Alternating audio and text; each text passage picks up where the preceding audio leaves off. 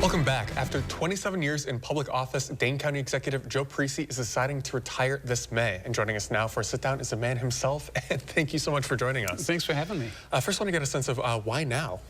Well, I've reached a point in my career where, I'm blessed, really. I've realized I've pretty much done everything I wanted to do, especially in this office of county executive. It's just been such a great journey. But, I'm at that point where I've accomplished the things I set out to accomplish. My wife has been retired for 3 years now, and I have to admit, that looks pretty good to me. And so we just decided that, it's time to close the book on this chapter and see what's next. In 27 years, you've kind of run the gamut, county clerk, state representative, now county executive. I was fascinated by politicians to get a sense of what was that initial spark back in 1996 for you to start running? Yeah, it's always been the desire to make a difference, right? And I've never really planned ahead too far past any one office. Originally when the county clerk's office came open, some friends said, this is something you might want to look at. At that time, campaign finance reform was a big deal, and the county clerk's office oversees campaign finance. So I saw that as a way to give voice. And then, next came up a seat opened up in the state assembly, and then a seat opened up as county exec. And at each, point in that journey, I saw new opportunities to, maybe give back a little. And curious, over that tenure, do you have any sense of what your proudest accomplishment in office has been?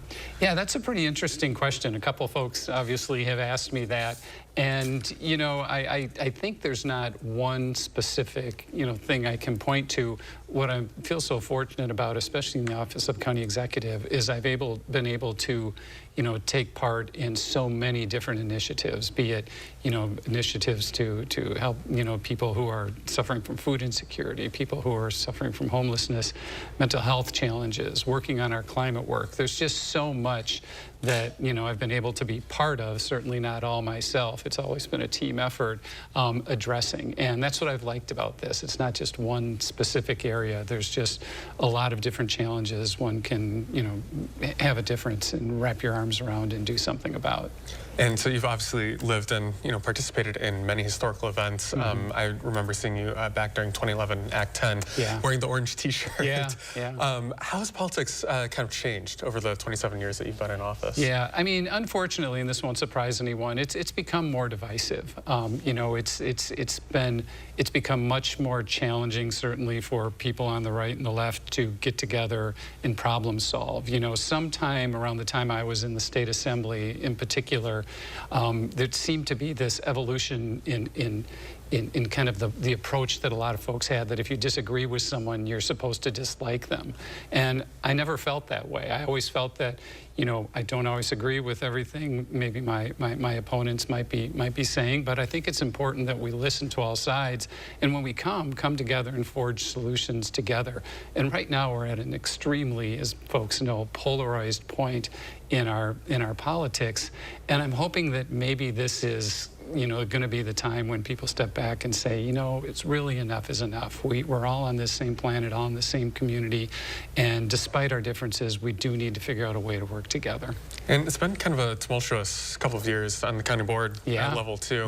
One of your appointments, Sheila Stubbs, failed confirmation vote.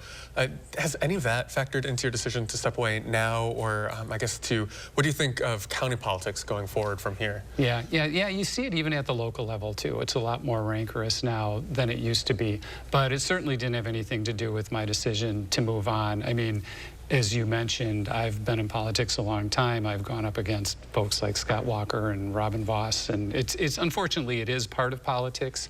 It's too bad that we're seeing it a little more at the local level, but at the same time, at the local level is somewhere where people do have a little louder voice to stand up and say, hey, we want you folks to get along. So hopefully we can see more of that moving forward. If you got to pick and kind of hand the reins off to a successor, do you have a sense of who you'd want to see replace you? Yeah, there's not an individual I have in mind. I think there's a lot of talent throughout this community, and already I'm, hearing that a lot of people are, considering taking a look at it. So it's going to be pretty interesting and kind of fun to sit back and not have to worry about running myself and be able to watch, as a spectator for once.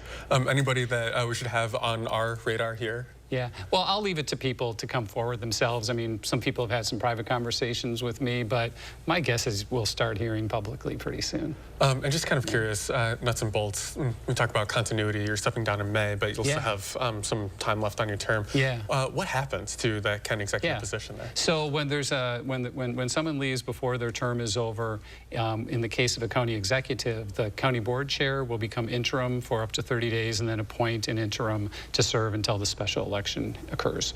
Gotcha. And just kind of broadly, what do you hope your legacy is here in Dane County? You know, it's funny. I get asked that a lot, and I don't really, you know, I've never really thought in terms of my legacy. I just hope overall that I made a difference. Dane County Executive Joe Parisi, thanks so much for joining us. Thanks for having me.